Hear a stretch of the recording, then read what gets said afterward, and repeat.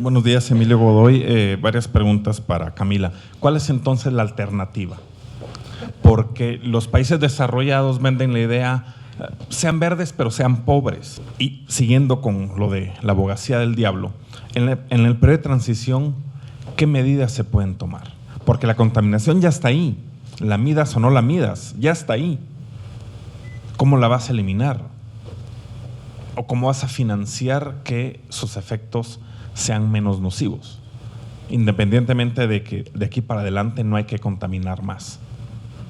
Bueno, para empezar, la alternativa es no insistir que, bueno, estábamos muy bien viviendo de una cierta forma, entonces baja un discurso que tiene, bueno, ahora ustedes es guardián de bosque, para que usted se quede acá, nosotros vamos a levantar cuánto valen los servicios ecosistémicos, el valor de la belleza escénica, valor de la polinización que hacen los insectos, valor de eso, valor de aquel.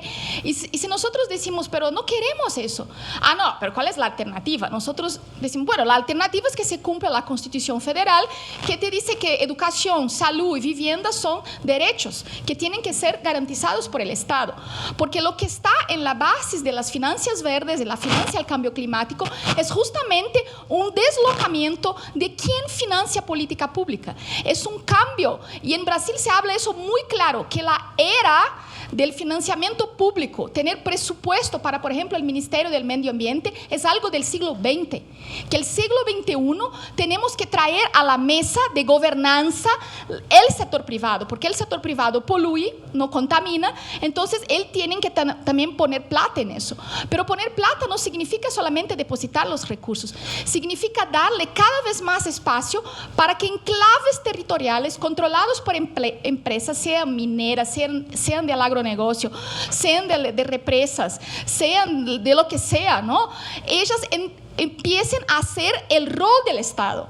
Cada vez más vemos la responsabilidad social corporativa, y eso está en el telón de fondo de este cambio de las Naciones Unidas, cuando yo mencioné la entrada de los actores no estatales a la mesa de la negociación, que el Acuerdo de París sí reconoce, que es la gobernanza global se está cambiando. O sea, si antes teníamos la idea de que, bueno, ¿cómo vamos a llevar los recursos que vienen del conjunto del desarrollo de un país hacia las comunidades que son las más explotadas? Eso pasaba a través de una autoridad estatal y de un debate público, ahora ya no más. Entonces, para nosotros es bastante perverso, porque tú llegas ahí en los territorios con todo un paquete, que es un paquete de la seducción de la tecnología.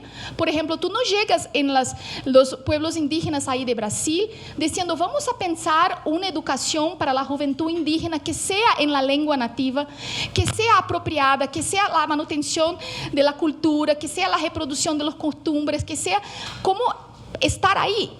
El paquete que llega con todo el discurso climático es, vamos a darle las condiciones para que ustedes van a la universidad, para que ustedes salgan de este estágio primitivo de vivienda y que se van justamente a... Exactamente, no, es un discurso racista en el sentido de que te incluye el desarrollo como una trayectoria del desarrollo de la humanidad en sí. O sea, los europeos ya son developed, desarrollados, nosotros estamos nos desarrollando, no somos perfectos aún, no somos como ellos. No, y eso hay que poner en perspectiva, o sea, ¿por qué ellos ya son y nosotros no somos? Claro, porque su vida material históricamente se ha construido bajo el saqueo, el expolio y el colonialismo. Entonces es muy fácil decir, puedo ser verde, ¿no? Si toda la carne, por ejemplo, que se come en Europa viene de la soja que se produce destruyendo los países de la América del Sur. Entonces, el debate de la alternativa, yo pediría así que, como abogado del diablo, y tú estás bien interesante, es investirse de esta cosa, pero eso es así. Nosotros podemos hacerle también el papel de abogado y decir, bueno, ¿cuál es la alternativa a esta misma reproducción de más de lo mismo, ¿no? De que tenemos una solución que va a servir a todos del mundo, así como fue el discurso del desarrollo, y que nos ha mantenido a lo largo de los últimos 50, 60 años en más y más disparidad. y más aplastamiento de las culturas. Por ejemplo, cuando mencionas ahí cómo vamos a aprovechar los recursos, la idea de aprovechar, no sé cómo es acá en México, pero en Brasil aprovechar es exportar.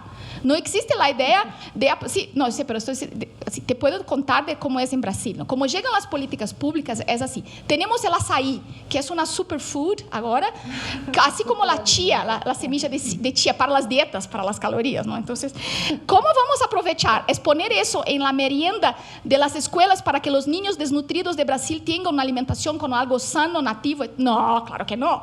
Es congelar y exportar para los hipsters ricos del norte que quieran hacer dieta. Pero es así, porque la idea es así. Si tenemos nueces que son divinas porque son aceite, no sé qué, que solo saca, la naturaleza te la da, vamos a distribuir también para las zonas pobres de Brasil para que no coman comida chatarra y no estén gordos e enfermos. No, claro que no. Vamos a exportar para los mercados que te pagan en euro. Entonces, esa lógica colonial, esa colonialidad de nuestra economía, es que estos recursos que tengo, que son nuestro competitivo en términos de bienes naturales, es siempre hacia afuera.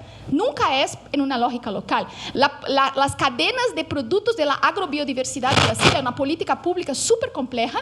Está toda diseñada con apoyo de la GIZ, que es la Cooperación Técnica Alemana, para atender a las demandas de la Nestlé, que no tenía en su cadena ¿cómo dice? Las fuentes para nueces, para los chocolates que exporta. Ese es el problema. Entonces se diseña una política pública revestida toda, maquillada de cambio climático y de cómo ayudar a las comunidades, etcétera, pero el que va a ganar con eso es la Nestlé, que tiene subsidiada el aporte de todas las nuts. Cuando preguntas así, bueno, ¿y la transición? Buena pregunta. ¿Transición de dónde hacia dónde? Porque lo que estamos viendo acá es la transición del capitalismo hacia el capitalismo verde, donde la Shell es protagonista, donde el Banco Mundial es protagonista, donde el FMI es protagonista. Ellos no me parecen que son transición hasta una transformación profunda, ¿no? Entonces, a la perversidad de cómo vamos a financiar es que está todo ahora cada vez más vinculado a justamente lo que tú mencionaste, el MRV, la medir, reportar y verificar. Y yo sigo las negociaciones hace 8 años como miembro de la delegación de Brasil, representante de la sociedad civil, y es absurdo cuando vas en así salas así, claro, mucho más grandes, ¿no? Y los gringos te ponen el dedo en la cara y dicen, ¿qué? ¿Crees que nosotros vamos a creer que ustedes mensuran, reportan y verifican su carbono? Nada. Nosotros vamos a enviar nuestras certificadoras, y ahí están la TÜV Sud, están esas que tienen 200 años ya de experimentación, que tienen sus expertos, sus empleos verdes garantizados para la juventud que va ahí. Te pagan si tú compruebas que hiciste correcto, o sea, estamos nosotros una vez más subalternizándonos, y todo eso en las manos, como yo presenté ahí muy rápidamente, porque claro, el debate es para días, ¿no? De un arsenal tecnológico que nosotros no controlamos. Eso va desde las modelajes climáticas que te generan porque son coordinados por algoritmos. Entonces tú pones un input acá y el diseño siempre te da resultados que están y sí entonces, ¿no? Son diseñados por expertos en ingeniería de software, ¿no? En gente que trabaja en el mercado financiero. Si tú vas a los eventos técnicos de la convención, no hay ecologistas. Hay gente, todos que vienen del mercado financiero, porque solo se abren gráficos. Nadie te va a hablar de hormigas, ¿sí? De polinizadores, de etcétera. Y solo para concluir, te puedo contar después de lo que es la hipocresía de la INDC de Brasil.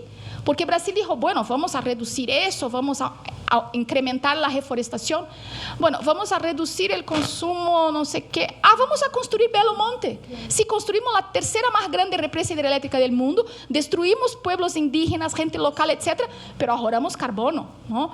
Ahora vamos a reforestar 12 millones de hectáreas para el agronegocio.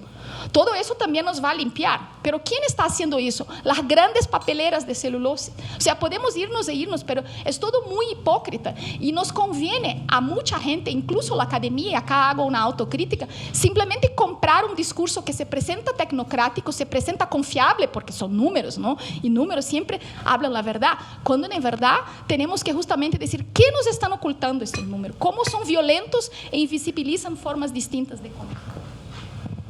si el CO2 no puede ser tomado como la única medida, Camila, de métrica en la política ambiental, ¿cuáles son los otros gases o los parámetros que se tendrían que empezar a medir? Si me los pudieras enlistar, y los sectores a los que tú les pondrías una prioridad importante. También preguntarte tu opinión respecto al día de ayer, acá en México se presentó un sistema de emisiones o se lanzó el primer sistema de comercio de emisiones, ¿no? Es una idea como para, pues sí, al final que fijarles a las empresas un límite y empezar a generar un mercado de carbono. Hacia eso va. El proyecto es un proyecto piloto, se plantea la posibilidad de que sea voluntaria la participación y bueno, si no las cumple tampoco pasa nada, ¿no? Desde este tipo de instrumentos, ¿qué tanto le benefician al país en términos del cumplimiento de su meta climática? Y por otro lado, también preguntarle a Claudia, ¿cuáles son Claudia, seguramente tú las conoces bien, las metas que tiene México comprometidas en el Acuerdo de París, pero al mismo tiempo hay una serie de compromisos que se plantearon en términos de reforestación, en términos pues propiamente de reforestación y de empezar a bajar, reducir emisiones otra vez con las edificaciones sustentables, este tipo de medidas alternas que otra vez vuelven a medir el tema del carbono. ¿Cómo, o sea, entran dentro de la política ambiental México va en una buena dirección en ese aspecto, o qué replantearías tú desde esa parte, ¿no? Marta Elena Ramírez, de Voz Pública y de Radio Bilingüe. Preguntar de manera, si nos pueden dar el dato de cuántos años tiene ya funcionando los mercados de carbono, qué resultados se han tenido. Es decir, para dar un comparativo, ¿qué efectos ha tenido? ¿Esto ha resultado?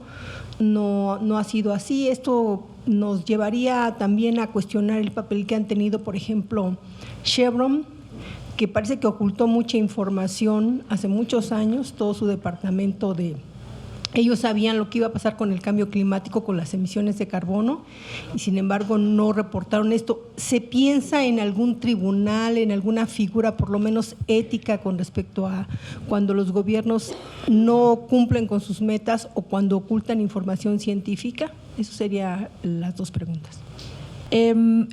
México tiene en papel el compromiso que para el 2020 se reduzcan emisiones totales por deforestación. Entonces eso es bien preocupante porque por un lado ves que el impulso de los sistemas y de la política forestal está muy encaminada a cuestiones más desde la silvicultura, del aprovechamiento de una sola especie, ¿no? No está enfocada al manejo y a la gestión comunitaria de bosques, ¿no?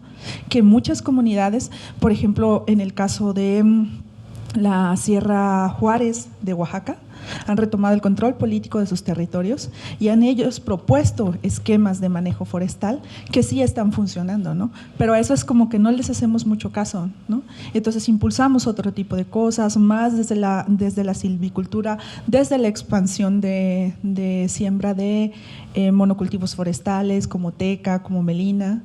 O sea, nuestra política forestal es inclusiva en papel, ¿no? Entonces, también por allí es un poco, pues, difícil pensar que para el 2020 se podrá lograr esta meta con un solo programa, ¿no? Entonces, por un lado tienes eso, 2020, ¿no? Sí. Y entonces te das cuenta que, bueno, 2030, 2020, pues no se va a lograr.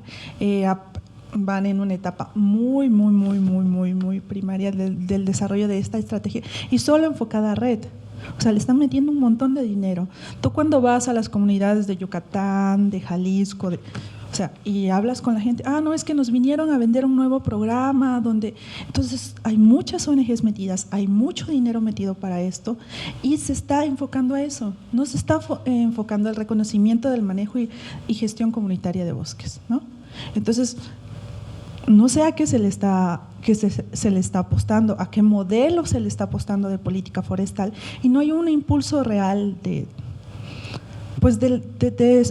cosas que ya están funcionando en el territorio y que, como tú mencionabas, ¿no? O sea, yo sí quiero aprovechar, pues manejar mis recursos, y nos enfocamos a eso de mejor manera en mis comunidades. Esta pregunta que hacías con respecto a las alternativas, pues no, te das cuenta de que estás encasillado en un sistema de pagos por servicios hidrológicos, pagos por servicios ecosistémicos en general, y no entras, ¿no? Entras en plantaciones forestales, entras en pagos por servicios ambientales, y yo tengo la documentación de un caso donde les dijeron, no, pues es que lo único que tienen que hacer es dejar los arbolitos que queden ahí, y de ahí entraron las comunidades y, es que ahora no pueden entrar a cortar leña, es que ahora ya no pueden entrar a extender sus zonas de cultivo, que son de rotación, ¿no? Entonces, ves un distanciamiento total de la política forestal, de la política de, ¿cómo le llaman? Mitigación, adaptación, ¿qué usan? No sé, en el argot, de lo que está pasando en los territorios, ¿no? Y por otro lado tienes presión bien fuerte, nosotros lo tenemos en Chiapas, ¿no? Por otro lado, entran las mineras al corazón de las reservas, o sea, hay una minera en la zona del Triunfo, en el área núcleo. ¿Cómo puede pasar eso si tú estás con estos objetivos al 2030? Entonces, son cuestiones bien complicadas, porque le apuestas a minería, le apuestas a represas, le apuestas a plantaciones de palma aceitera, y no a una inversión en cuestiones forestales desde la gestión comunitaria del territorio. La idea de invitar al profesor Spaisch para contribuir con la parte del PIB es que él es un experto en historia de cómo se formó la idea del PIB, ¿no? Y nosotros hoy, así como naturalizamos la idea del sistema métrico, nosotros nos presentamos, yo soy Camila, yo tengo 1,54 metros, ¿no? Eso es parte de nuestra identidad, pero nunca pensamos nosotros cómo eso fue una invención, por eso una abstracción global, y que hoy todos los días aceptamos la idea de que el sistema métrico expresa una verdad universal con los kilos, los kilómetros, los grados centígrados, ¿no? Así como el PIB. Y en la parte que tratamos del PIB es muy interesante ver cómo cuando los propios economistas que proponen en algún momento dicen, pero en serio ustedes no van a tomar eso porque es muy, no, es solo para ayudar a pensar, pero no se puede. Y la gente en los primeros 5 o 6 años ya se fue. Y el PIB hoy es como fundamental, incluso yo venía en el taxi, el México hoy es la 15ª economía del mundo. Y eso te pone en este juego de una economía transnacionalizada, dominada por un capital financiero también, nos pone como estados nacionales en algún sitio de juego, ¿no? Entonces, es parte también de la construcción de un imaginario globalizado, donde sabemos también cuáles son las fuerzas que actúan, ¿no? Entonces, les juego de verdad a leer, ¿no? Bueno, antes, yo creo que 20 años atrás, nadie imaginaba irse a un supermercado y encontrar un corredor entero de agua embotellada. No sé cómo es acá, pero en Brasil tenemos medio corredor. Toda la clase de agua. Agua para los más pobres, agua gourmet, ¿no? Agua con más magnesio, agua con menos sodio, agua saborizada. Es un mercado que controla la Danone y la Nestlé y la Coca-Cola, por supuesto, ¿no? Pero que movimenta no solamente el comercio de bebidas, ¿no? Pero también de los embalajes. Porque necesitas una cantidad de plástico y de PET. Es increíble cómo eso también se transforma en un gran problema ambiental. Pero nosotros no imaginábamos que eso sería una commodity, que hay un precio para agua mineral hoy en el mundo. Estamos asistiendo a la construcción de un mercado internacional del aire, de carbono, así como si nada fuera. A 200, 300 años se creó un mercado internacional de tierras, cuando empieza en la Inglaterra a surgir un mercado de propiedad privada de la tierra. En Brasil la ley de tierras es de 1850. Antes de eso no existía la idea, voy a comprar un terreno. El rey te donaba o no te donaba y era por las generaciones, ¿no? Entonces la creación de los mercados es parte de la historia del desarrollo del capitalismo y no podemos justamente cerrar los ojos para ver lo que está pasando. Entonces cuando tú mencionas la creación situación del mercado de emisiones acá en México es como yo mencionaba un poco antes, que para que se tenga un mercado internacional se empieza conectando los mercados nacionales. El mercado oficial que existe más grande de carbono hoy, de verdad, es una política pública gigantesca. Es la política pública de la Unión Europea llamada EU ETS, European Union Emission Trade Scheme, el esquema de comercio de emisiones de la Unión Europea. Y está regulado bajo los compromisos que la Unión Europea asumió con Kioto. Tenemos el mercado, por ejemplo, en Chicago, hay el Chicago Climate Exchange. Así como hay la bolsa de la soja, ¿no? En Chicago, hay una bolsa del clima. Es paralelo, no es oficial. Pero la idea es que en China ya tienen las 7 principales provincias contaminantes, ya están interligadas. Año que viene empieza un mercado unificado nacional en China. O sea, es como pasos de bebé, ¿no? Baby steps. Ellos se van conectando y la cosa se crea y se naturaliza. Entonces, cuando tú me preguntas ahí, bueno, si no es el CO2 la medida de todas las cosas, entonces, ¿qué otros gases? Mi respuesta es, olvídate gases, vamos a pensar en los procesos reales. La biodiversidad para mí es la cosa más fundamental para comprendernos cómo se organiza desde la base orgánica el equilibrio de los ecosistemas. Porque los gases van a ser resultado también de los procesos de esos de respiración, de la transformación de la materia. O sea, cuando la biodiversidad es justamente subalternizada a ser un co-beneficio del carbono y que el discurso oficial de las Naciones Unidas te dice que es mejor tener un monocultivo transgénico que yo puedo mensurar, reportar y verificar el secuestro de carbono do que tener una finca biodiversa con semillas criollas, etc. Hay algo muy equivocado, ¿no? Sobre todo cuando el climate smart, la agricultura climáticamente inteligente, vean cómo es racista, porque el inteligente, los otros son que los tontos, los burros, ¿no? El smart es mejor porque está, ¿no? Con la base tecnológica que nos trae, ¿no?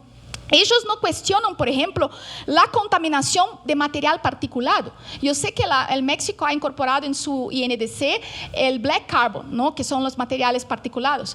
Eso es algo muy concreto. En China, por ejemplo, el Banco Mundial no habla de climate change.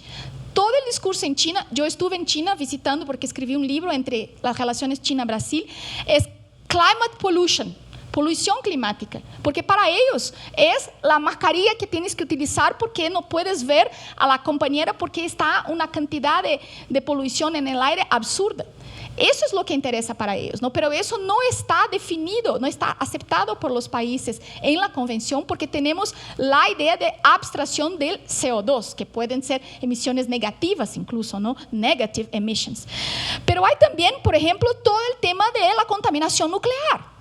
El nuclear es considerado por el panel de científicos como energía carbono neutral. Tú puedes sacar financiamiento climático para hacer una unidad, una planta nuclear que es amigable al clima. O sea, hay también un contrasenso gigantesco. Bueno, no se discute, por ejemplo, contaminación, porque el CO2 no te permite, contaminación de metales pesados, de las aguas subterráneas, la pérdida de la capa fértil del suelo, que te puede llevar décadas y décadas para construir, que no es algo que uno va al mercado y te compras, ¿no? Hay una serie, contaminación electromagnética, polución electromagnética, que ha impactos gravísimos también en especies migratorias, en las abejas, en los murciélagos, que son parte de todo el complejo web, ¿no? La teja de la vida. ¿Cómo se dice? La red, el tejido de la vida. Entonces, cuando yo miro el CO2, porque eso es fungible, porque tiene valor en el mercado, porque yo puedo justamente neutralizar y decir, bueno, Chiapas o una parte de Brasil va a ser este gran sumidero de carbono, mientras allá, en otro lado del Brasil mismo, yo voy a seguir metiendo explotación del petróleo. Algo está éticamente profundamente equivocado, porque yo a veces hago así un poco de tensionamiento y decir, si estamos aceptando que todo puede ser compensado por todo, en un rato, bueno, tenemos estos indígenas acá que están resistiendo mucho, que no quieren, y vamos a hacer la represa. Son los últimos que hablan su lengua, son los últimos de su pueblo. Lamento, tal vez tengan que morir y vamos a compensar entonces pagando muy bien a este otro pueblo indígena para que todos tengan su vida garantizada, que se van a la universidad, qué sé yo. O sea, ¿quién te autoriza a decir que un espécimen, así como yo puedo darme al lujo como ser humano de decir, no, esas especies vamos a extinguir porque vamos a meter estos o transgénicos acá, y ustedes saben que la pérdida de especies por transgénica es irreversible porque es extinción genética, no se hace la reversión de vuelta, ¿no? Estamos perdiendo algo que fue construido a lo largo de 12.000 años de conocimiento colectivo, de agrobiodiversidad sociocultural. Y tampoco en la métrica de los gases entra la idea de que no existe conocimiento sin gente. El conocimiento no existe en un app, ¿no?, que está vehiculado por una red internacional. El conocimiento existe en la gente interactuando con los ecosistemas. O sea, eso tampoco cabe en la métrica del carbono. Tenemos que tener políticas. Y un poco ahí concluyo con un poco más de respuesta a ti, ¿no? ¿Qué sería la alternativa y la transición? Es, ¿por qué no enfrentar, desglobalizar el comercio? Todas las emisiones que vienen del comercio internacional están fuera de la convención, porque uno de los presupuestos de la convención es que cualquier acción para combatir el cambio climático no puede jamás disminuir el comercio internacional. O sea, eso es para empezar la conversación. Entonces, ¿por qué vamos a vender flores a Europa? Fruta fresca que se va de avión para no sé dónde, para no sé dónde. Tendríamos que, si quisiéramos realmente hacer una transición, relocalizar las economías, repensar profundamente las dietas. ¿Qué relaciones de poder y de subalternidad están con las dietas que estamos sometidos? La dieta de la carne de los laticinios. Repensar también el discurso del desarrollo, que no se contesta, pero sí se profundiza. Los pagos de la deuda ecológica, que era un discurso súper fuerte en los 90, principios de los años 2000. Hay una deuda ecológica fruto de la historia colonial. ¿Por qué no nos pagan? No, ahora nosotros tenemos que portarnos bien y presentar nuestro monitoreo reportado, verificado, para que nos den unas moneditas. Entonces creo que ahí hay como una canastra de cuestiones. Por ejemplo, para más una, carbon rights, los derechos al carbono. Eso es una invención jurídica nueva. Los bufetes de abogados internacionales están quebrando la cabeza, rompiendo la cabeza, cómo hacer contratos donde yo puedo ser dueña de derechos de carbono de un árbol, pero no soy propietaria de la tierra. Eso es una innovación también, ¿no? Entonces, todo eso son temas nuevos y yo creo que ustedes como periodistas tienen un caldo ahí de cultura con montes de cuestiones novedosas para poner una nueva luz a estas agendas todas. Se comentaba que México había sido uno de los primeros países que había habido resistencias. ¿En qué otros países o qué otro tipo de resistencia han existido frente a esto? Giovanni, de Hijos de la Tierra. Uganda fue uno de los primeros países donde hubo una gran concesión de un macizo forestal a empresas. El Estado se declaró inútil para manejarlo y entonces hicieron una gran plantación de pino transgénico y vendían como bonos de carbono, expulsando un montón de comunidades nómadas, pastores, allí en la zona. Se llama Kikonda Forest Management el proyecto, y es fue uno de los primeros y más sonados. Y en general en Indonesia también ha habido casos de resistencia contra el proyecto. Aquí mismo en América Latina, en Costa Rica, con los bribris que están teniendo mucha resistencia, están declarando sus territorios libres de red. Y pues en México, ¿no? Esta declaración de los territorios y los acuerdos comunitarios en contra del modelo extractivo, ¿no? O sea, para afuera todo lo que nos viene a saquear, ¿no? Porque también está muy fuerte. Entonces, ves alrededor del mundo una serie de proyectos que no han funcionado, que se siguen queriendo funcionar, aunque solo queden en papel. O sea, se trasladan solo a otros estados, los nulifican. Allá en Chiapas nadie habla del proyecto RED. Es así como de ni existió, o sea, y el exgobernador se fue con un caso muy sonado de corrupción, ¿no? Entonces, han habido muchísimos procesos de resistencia, la gente se ha parado en contra de estos proyectos y se ha nulificado totalmente esta experiencia, ¿no? Todo a favor de que siga funcionando estos procesos de venta de carbón. lo que entra en los esquemas de carbono es, y esa es parte de la ley de servicios ambientales que aún se está por aprobar en Brasil, que el comprador del bono tiene derecho de acceso irrestrito al territorio donde el servicio de secuestro del carbono está. O sea, es una entrada en los territorios inimaginable. Incluso hay grupos bastante nacionalistas, así, alianzas improbables entre, por ejemplo, gente que es militar y te dice, no, alto lá, estamos hablando de Amazonía. Amazonía es tema de alta soberanía. Para Brasil es un tema carísimo, ¿no? Y con estas posibilidades, por ejemplo, ¿quién está controlando los principales proyectos de carbono voluntario en la Amazonía brasileña? Es el Google, ¿no? Con toda una forma también de poner cámaras en la selva. La primera cosa que hacen con las comunidades es decir, bueno, no puedes hacer cacería, porque cacería es tremendamente danoso al cambio climático. Si no es el ejército estadounidense con todas sus emisiones que tampoco son contabilizadas. Es la cacería de un pueblo indígena en la Amazonía que está por detrás del mal del mundo, ¿no? Entonces, la gente, ¿qué alternativa? No, ahora con los pagos de carbono tú puedes comprar el pollo congelado. Tus problemas son solucionados, ¿no? Entonces la gente no puede tallar el bosque para construir casa, porque tallar bosque para construir casa es terrible. Cocinar con leña, peor aún, ¿no? Entonces empieza un círculo un poco de Kafka, como una novela kafkiana, donde la gente que